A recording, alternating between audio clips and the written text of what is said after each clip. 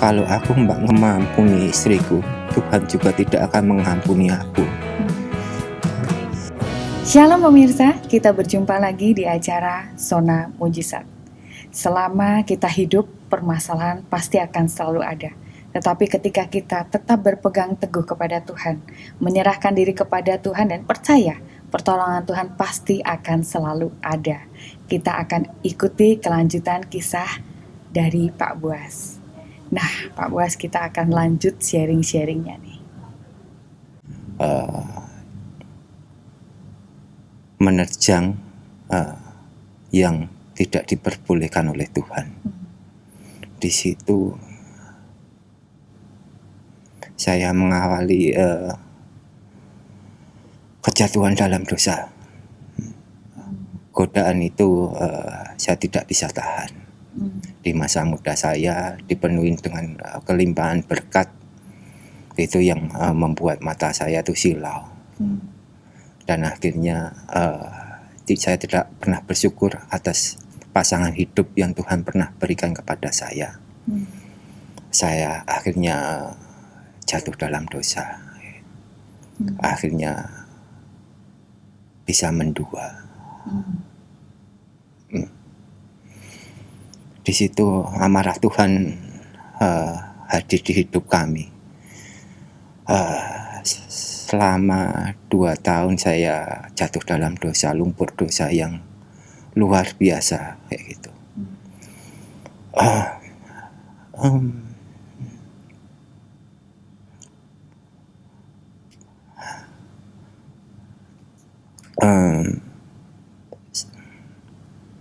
Saya sangat amat takut sekali sebenarnya waktu itu. Saya sadar Tuhan akan marah kepada saya kayak gitu kalau tetap saya melakukan ini kayak gitu. Jadi setelah 2 tahun baru Bapak merasa ada ketakutan bahwa Tuhan akan marah, atau sudah ada kesadaran akan hal itu tapi Bapak tetap masih lakukan?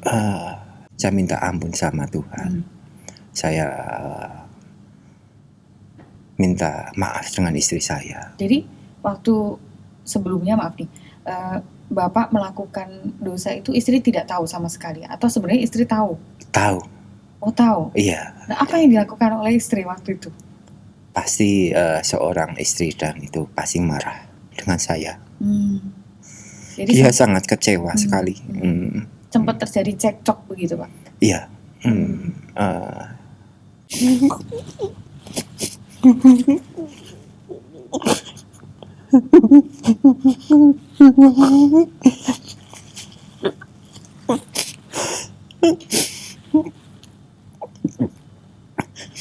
Tapi saya percaya, Pak, ketika Tuhan menemukan bahwa anaknya itu mau bertobat, kemudian berjuang dan berusaha untuk kembali ke jalan Tuhan, Tuhan itu sudah mengampuni. Dan saya melihat kehidupan Pak Buas sekarang ini ada dalam kasih anugerah Tuhan yang luar biasa. Ya.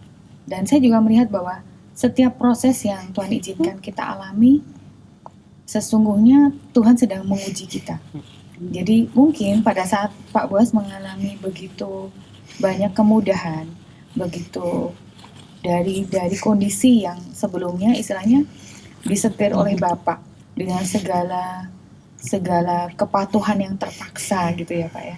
Kemudian Pak Buas mulai masuk ke dalam satu kondisi yang mulai terbuka, mulai bisa bercakap-cakap, melakukan konseling dengan tadi bisa dikatakan orang tua rohani. Kemudian kehidupannya mulai baik, mulai melakukan pelayanan. Saya melihat di situ bahwa Tuhan tahu bahwa Pak Buas ini mulai ada pemulihan. Nah, kemudian Tuhan berikan berkat. Memang ketika seseorang dalam kondisi yang diuji Tuhan dan Tuhan nyatakan belum saatnya, karena Tuhan melihat bahwa proses yang dia lakukan ternyata membuat seseorang menjadi jatuh. Berarti belum waktunya. Maka Tuhan menginginkan ada satu proses yang harus dilalui lagi sebelum Tuhan akan memulihkan lagi. Saya melihat kondisi ini seperti Ayub.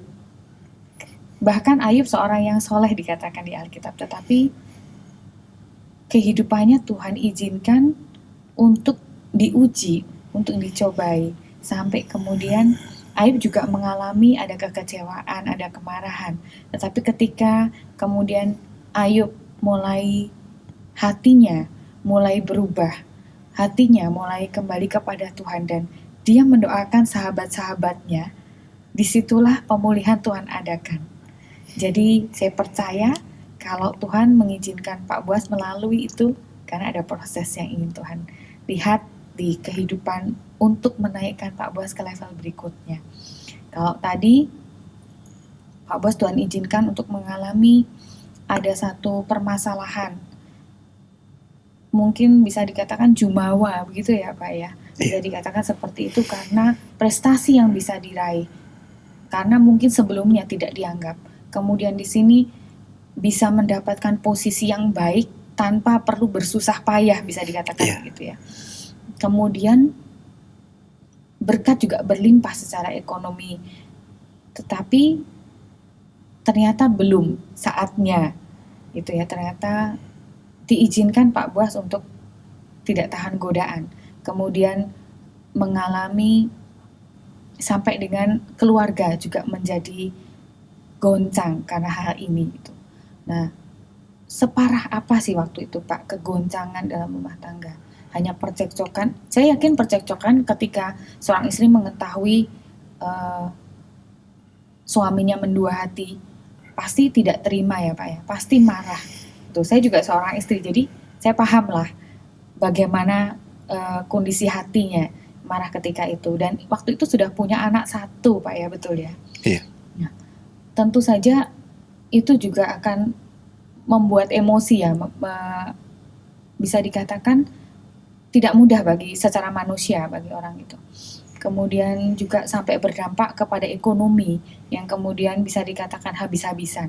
Itu seorang istri tentu akan sangat marah.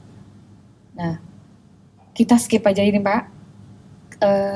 Saya pengen tahu bagaimana titik balik apa yang menyebabkan kemudian Pak Boas ini berbalik setelah melewati istilahnya permasalahan yang berat ini Pak. Saya bisa katakan ini berat ya, karena kan macam-macam nih, sudah numpuk-numpuk ini permasalahannya.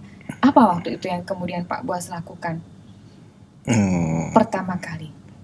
Waktu itu kita ibadah di gereja keluarga Allah. Di situ disampaikan ada Pondok Daud pertama. Itu kita mencoba untuk datang di Pondok Daud waktu itu di gereja Betel, di ruang Betel waktu itu. Jadi kita mencoba untuk lari kepada Tuhan, tidak lari ke hal yang lain lagi. Jadi waktu itu Pak Boas dengan istri ya? Iya. Jadi Gitu. sudah ada rekonsiliasi dengan istri? Iya.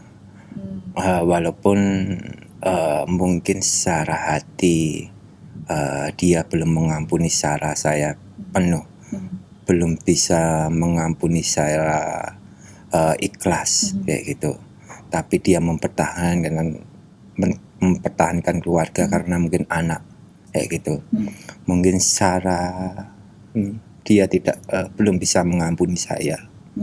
Saya paham, masih ada kesakit hati dengan saya. Saya paham dan menyadari itu.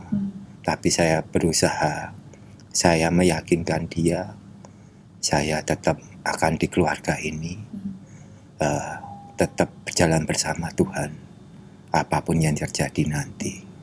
Dan saya sudah tahu harus terima konsekuensinya dari Tuhan.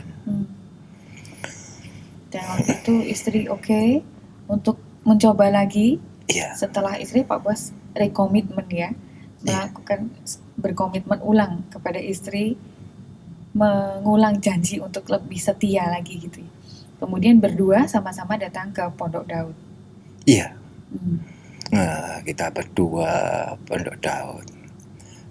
Kalaupun saya tidak bisa datang berdua, saya sendiri karena dia mungkin capek. Jadi setiap malam itu saya dari rumah kami di Wonorejo, saya jalan kaki sampai ke gereja KA Widuran ini. Itu biasanya saya jalan jam 10 malam, itu nyampe gereja sekitar jam 12, setengah 1. Nanti saya di Pondok Daud sampai jam 2, setengah 3 saya pulang, mungkin sampai rumah setengah 5, jam 5 pagi. Dan setelah itu masih kerja? Waktu Iya. itu masih bekerja di instansi yang sama ya? Iya. Jadi saya harus bertanggung jawab di situ. Jadi konsekuensinya sebegitu juga dengan perusahaan tersebut, ya gitu. Saya harus bertanggung jawab menyelesaikan setiap masalah yang ada, yang telah timbul. Di situ saya minta pertolongan Tuhan. Jadi itu kami lakukan, kami sujud menyembah Tuhan, minta pertolongan Tuhan. Tapi Tuhan kayak hanya melihat saja, belum pernah belum memalingkan wajahnya. Selama berapa lama itu Bapak istilahnya berseru-seru di kaki Tuhan? Selama berapa lama? Gitu? Kalau pastinya itu dari 2008 sampai sekitar 2018 kami lakukan itu. Jadi proses Tuhan luar biasa. Di situ kami hidup berkekurangan. Itu kita bisa hidup itu karena kebaikan, kemurahan Tuhan itu pasti. Tapi melalui ibu kami, beliau yang mensupport, karena beliau itu kalau di guru itu ada namanya, beliau kebetulan dapat sertifikasi seorang guru, biasanya 3 bulan. Beliau membelikan anak-anak kami susu. Beliau memberi uang saku kepada kami lagi. Jadi saya ingat waktu kecil, waktu dikasih uang saku sama beliau, itu sudah besar masih dikasih uang saku. Sampai merasakan seperti itu. Jadi itu prosesnya memang luar biasa bagi kami. Dan saya bersyukur istri saya juga mau menemani saya. Dia nggak capek, dia nggak meninggalkan saya di keadaan susah. Dia mungkin sakit secara fisik hatinya, tapi dia tetap setia mendampingi saya. Kayak gitu. Saya berterima kasih atas kesetiaan dia. Dia begitu luar biasa. Saya sudah mengecewakan dia, tapi dia tetap setia. Gitu. Puji Tuhan. Ternyata pasangan hidupnya Tuhan kasih yang luar biasa ya Pak ya. Iya. Yes. Kemudian anak kedua lahir kapan Pak? Nah, anak kedua itu lahir di 2011. Itu anak kedua kami itu anak yang di saat kita tuh tidak punya apa-apa sama sekali. Jadi tidak merasakan kita itu dia bisa karena ya pertolongan dari Tuhan memang. Itu bantuan dari ibu yang Tuhan pakai, ibu sebagai saluran berkat buat kami. Salah satunya anak kami itu diberikan kebutuhannya dicukupkan oleh dibantu oleh ibu itu. Jadi lahir ketika masih berproses. Benar. Yang 10 tahun tadi itu. Iya. Kemudian setelah itu ada anak ketiga atau ada proses apa dulu nih? Siapa tahu berkatnya dari anak-anak dulu.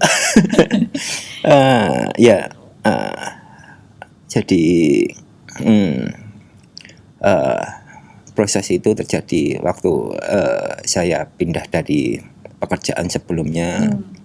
Terus ada penawaran sesuatu di BUMN untuk ekspedisi gitu. Saya menjadi petugas loket di situ gitu. Tahun berapa itu, Pak? Itu sekitar 2012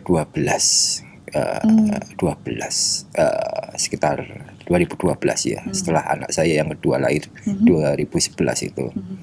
Jadi itu ada perpindahan pekerjaan kayak gitu. Jadi Bapak mengundurkan diri dari pekerjaan yang lama? Iya. Kemudian akhirnya selesai pekerjaannya untuk tanggung jawab saya, masalah sudah selesai.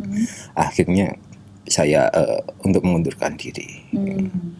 Kemudian pindah ke ini perusahaan yang ekspedisi ini. Iya, itu pun petugas loket. Itu pun ditawarin juga.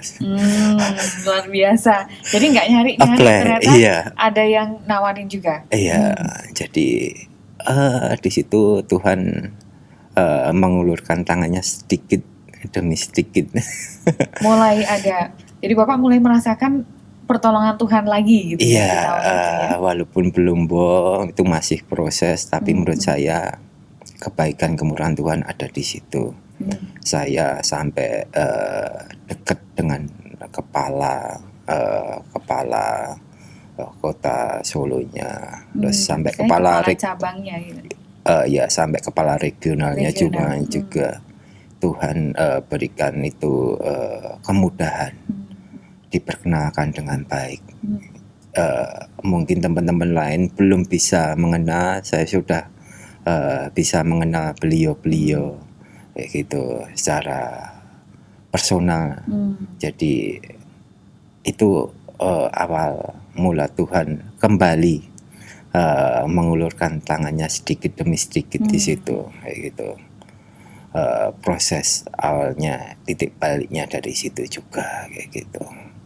Seorang manajer kemudian turun jadi seorang petugas loket gitu. Waktu itu tapi ada rasa kecewa atau enggak Pak waktu itu Pak? Enggak ya? Saya menikmati ya?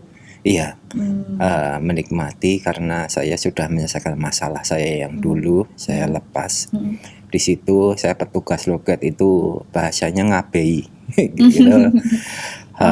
Ya. Jadi meskipun secara jabatan posisinya petugas loket tapi semuanya saya lakuin. Jadi bersihin kantor iya, bersihin kamar mandi iya. Oh ini karyawan yang rajin ya.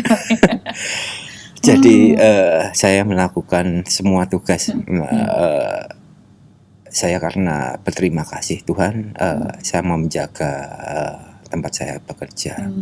Apapun itu saya dari bawah, enggak apa kayak gitu. Berapa tahun Bapak jadi petugas loket ini? Hampir 2012 sampai 2016 17. Iya. Kemudian dari situ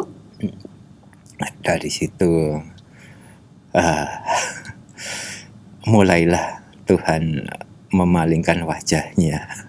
Jadi balik memalingkan wajahnya ke Pak Boas lagi. Iya. Apa yang Pak Boas yakini bahwa Tuhan sedang memalingkan wajahnya ke saya nih gitu? Ya, itu 2017 kami diizinkan masalah besar yang teramat besar sekali itu terjadi lagi sebenarnya. Tapi itu menjadi titik balik juga yang semuanya itu akan Tuhan perhitungkan di situ. Karena 2016-2017 Bapak berhenti ya, resign dari... Enggak, masih. Oh masih? Iya. Oh masih bekerja sebagai tadi petugas loket itu? Masih. Cuma ini masalahnya bukan dari saya. Berbalik. Iya. Masalah ini berbalik kepada kebetulan istri saya. Dia yang melakukan kesalahan di keluarga kami kayak gitu. Itu di situ kami diberikan suatu ujian lagi. Istri saya mengalami masalah, yaitu di perusahaan dia, karena dia sebagai bagian keuangan waktu itu, dan akhirnya terjadi selisih. Dia pegang beberapa sales yang selisih setoran di situ. Tidak sesuai. Iya, Jadi akhirnya harus bertanggung jawab. Ya, di situ saya, pada kehidupan kami berkekurangan, saya tidak pernah merasakan ada kelebihan di keluarga kami. Motor pun kami pinjem waktu itu dari adik saya, gitu. Jadi saya tidak tahu, gitu. Dan jumlahnya lumayan wow bagi kami. Boleh saya sebutkan? Boleh, enggak apa-apa, atau terserah, senyamannya Bapak saja. Ratusan juta. Oh, Ya, besar sekali ya. iya. Ratusan juta bagi kami. Saya belum pernah pegang uang itu. Sama Pak, kalau ratusan juta banyak sekali itu Pak. Di tengah kondisi yang waktu itu belum pulih ya Pak, secara ekonomi belum Benar. bisa dikatakan cukup saja, belum ya. Benar. Tetapi sudah mengalami permasalahan pertanggungjawaban keuangan yang cukup besar. Benar. Di situ proses Tuhan luar biasa. Kami akhirnya minta tolong ke orang tua, mencoba 2017. Saya secara pribadi waktu itu saya masih ingat, bapak itu sehabis pensiun, beliau dari pengajar 2016, ibu juga sama habis pensiun, berbarengan tahunnya, beda bulan saja.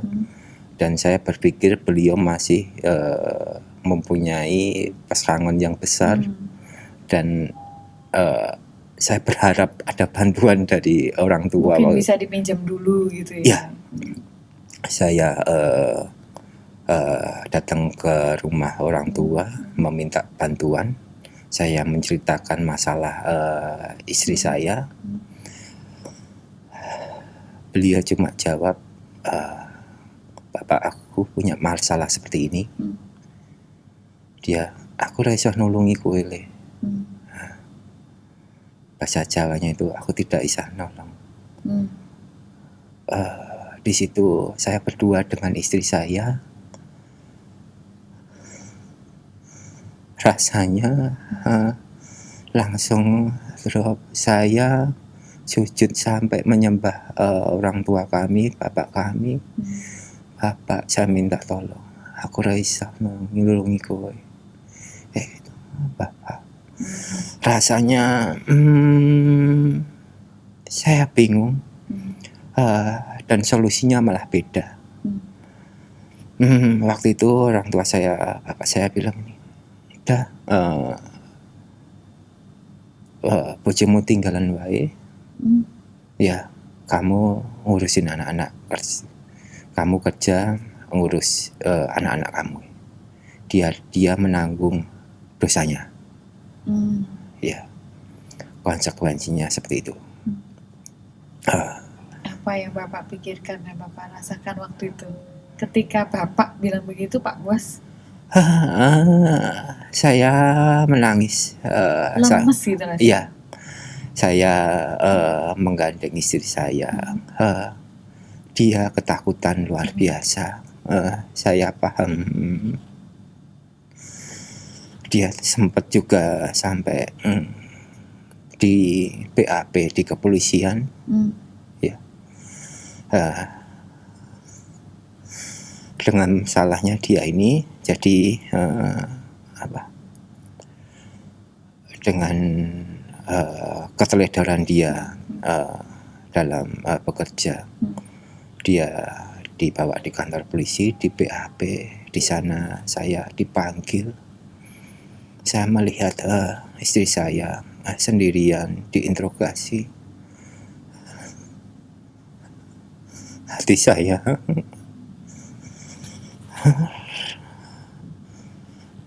cuma Tuhan Waktu itu Bapak bilang seperti itu, kalau aku mengampuni istriku, Tuhan juga tidak akan mengampuni aku. Jadi di situ saya meyakinkan pihak kepolisian saya akan bertanggung jawab atas tindakan istri saya. Kami diberikan waktu 1,5 bulan untuk uang yang harus kami selesaikan, ratusan juta tersebut. Itu masalah yang amat besar sekali di hidup kami. Masalah terjadi itu bagi saya, Tuhan, saya tetap menerima ujian ini.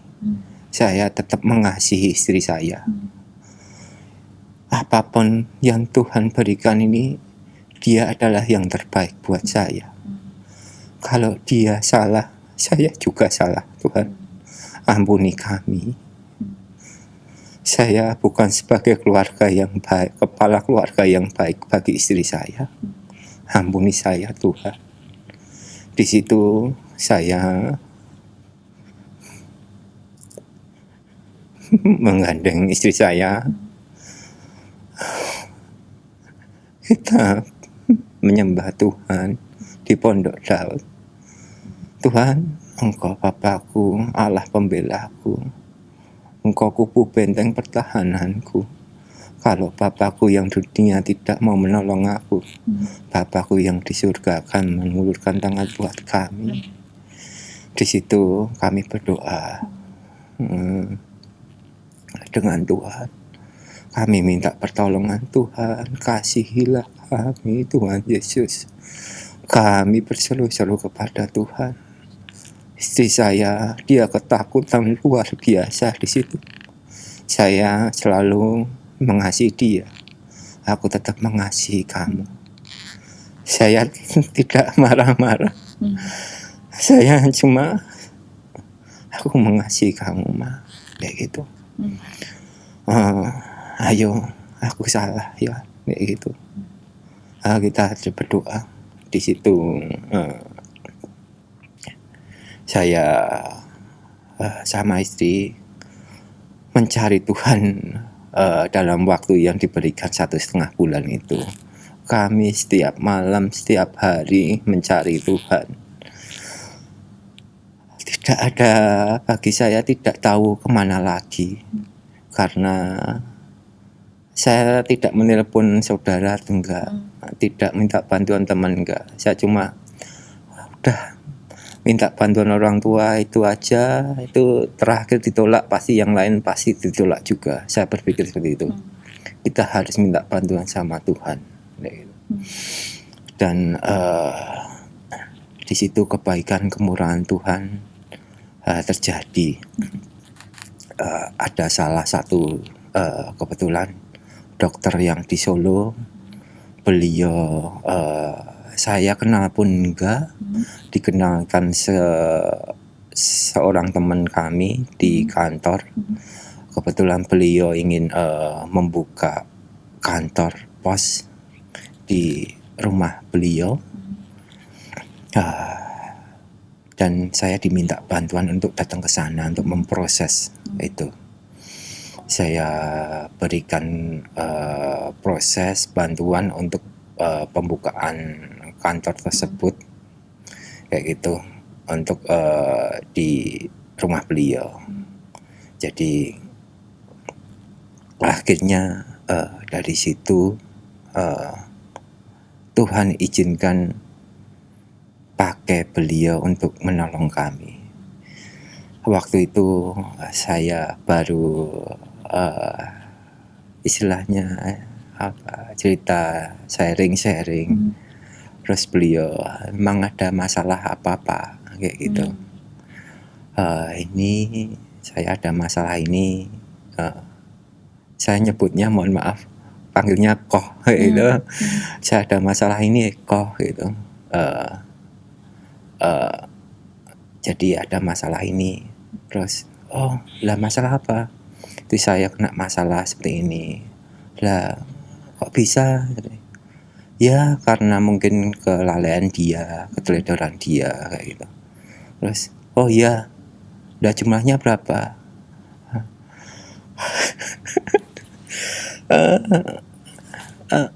Ini jumlahnya ini. Terus, oh segitu ya, gitu. Tak transfer sekarang ya. Saya tuh sampai ya gak nyangka Tuhan tuh baik banget ya gitu. Saya tuh bingung. Lah saya harus ngasih apa kok gitu. Udah santai aja, nggak usah dipikir kayak gitu. Wah, kalau ini saya happy. Ya, saya tuh merasa wah Tuhan luar biasa. Pakai beliau untuk membantu kami. Akhirnya dengan bantuan beliau yang Tuhan pakai itu, Tuhan gerakkan, saya yakin Tuhan gerakkan, beliau digerakkan oleh Tuhan waktu itu. Kita bisa membayar tanpa kurang 1 rupiah pun dari deadline yang diberikan oleh perusahaan. Puji Tuhan. Jadi kalau Tuhan mau tolong itu nggak tanggung-tanggung ya ternyata, dan di luar dugaan kita. Dia bisa pakai siapa saja untuk bisa menolong kita. Luar biasa Tuhan. Saya nggak pernah menyangka, saudara pun tidak kenal pun baru berapa hari, tapi beliau begitu bisa tahu-tahu dipakai Tuhan seperti itu. Dan tidak hanya itu saja, karena beliau tahu saya tidak ada transportasi, masih bijak. Ya? Akhirnya beliau menawarkan, Pak Buas kan nggak ada transportasi buat angkut-angkut biasanya. Ini ada mobil, dipakai aja ya. Udah dikasih pinjaman uang, diberikan fasilitas mobil. Saya tuh sampai Tuhan, di situ tuh sampai nggak menyangka kebaikan kemurahan Tuhan. Dipakai, disuruh bawa pulang, dipakai aja dibawa pulang kayak gitu. Tuhan Yesus, di situ kami bersyukur.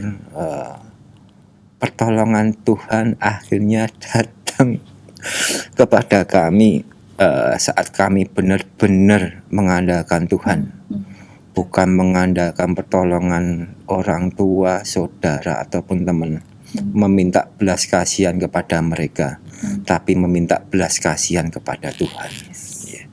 Di situ Tuhan langsung campur tangan.